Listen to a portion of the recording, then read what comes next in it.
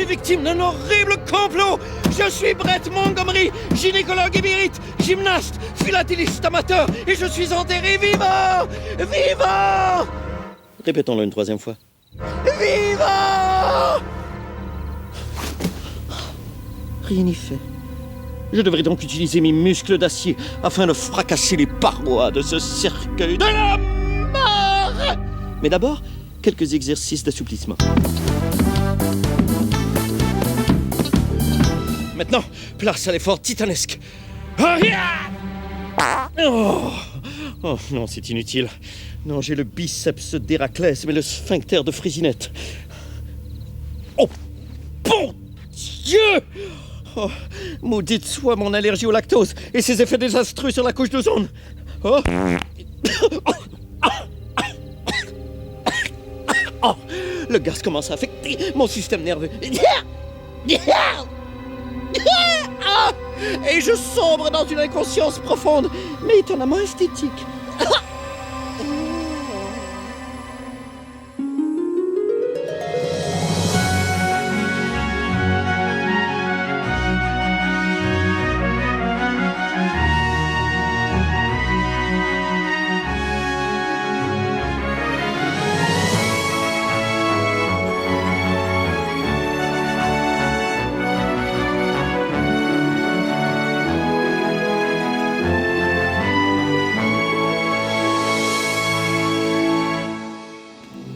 Il me fait plaisir de faire votre connaissance, Brenda.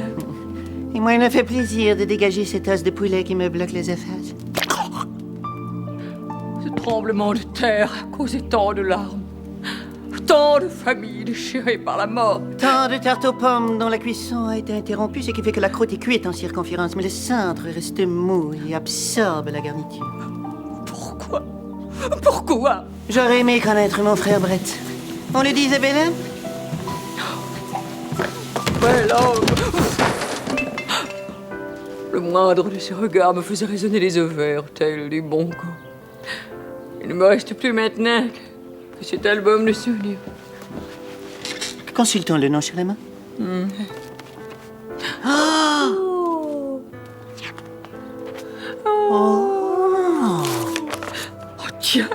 Voici la poutre qui a assommé Brett avant sa mort. Ce n'est pas seulement une poutre, Cricket, c'est aussi un très gros morceau de bois. Mais elle n'a pas eu raison de Brett. Elle ne l'a pas. Brett était destiné à mourir en héros.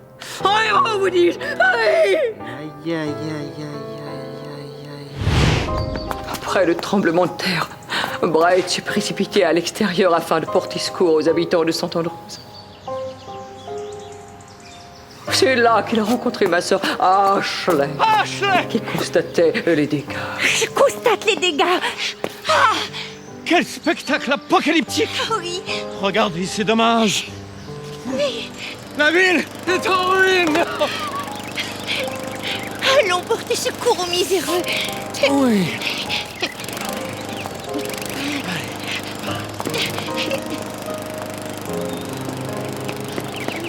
Rapide, mais ils découvrirent une famille indégée.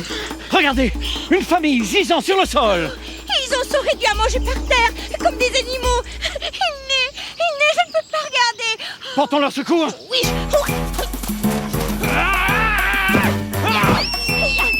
Calmez-vous. Calmez-vous. Tout va bien, tout va bien. Il est hystérique. Je devrais utiliser ce caillou comme sédatif.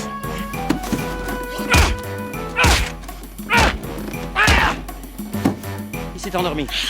Elle est dans des souffrances atroces. Je dois la soulager. Elle va mieux.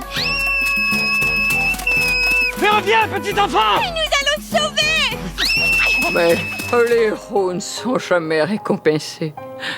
Alors que Brett cherchait d'autres victimes à secourir, la nature s'est déchaînée contre lui. Brett, attention. Cet arbre s'effondre sur vous. Non.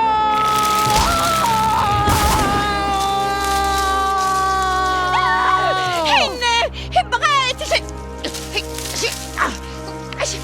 je n'arrive pas à le déplacer. Trop tard. Adieu, Ashley. Et dites à Cricket que je l'ai toujours. Oui, Brett.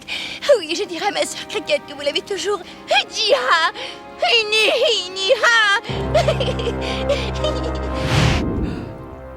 C'est ainsi que mon bien-aimé est décédé, en déclarant qu'il m'avait toujours dit ha, ni ha.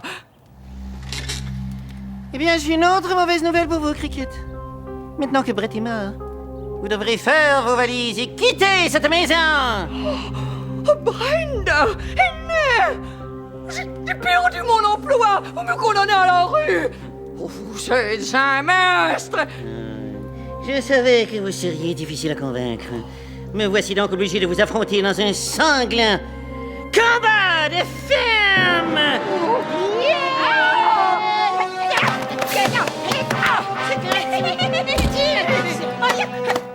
Attaque capillaire.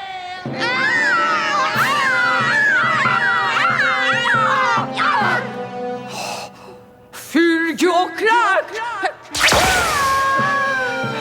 Astéro chaussure. Bien, vous me réfoulez. Savate féminine.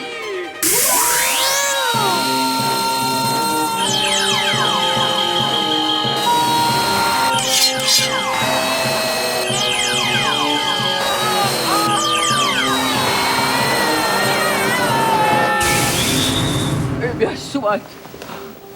S'il le faut, je partirai.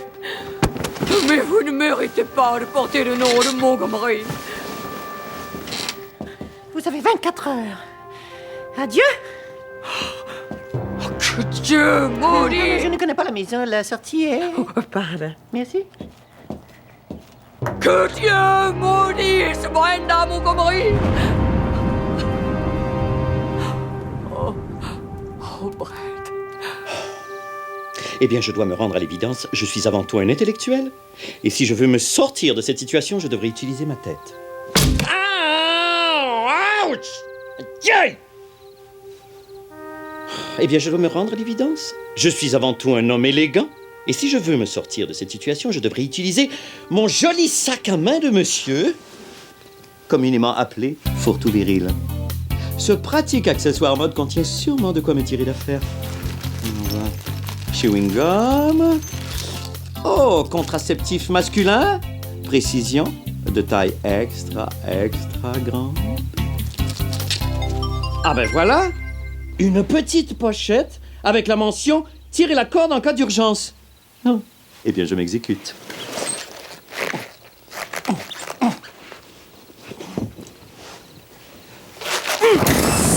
Non. Bien que pratique, ce canot gonflable n'est pas ce que j'avais en tête.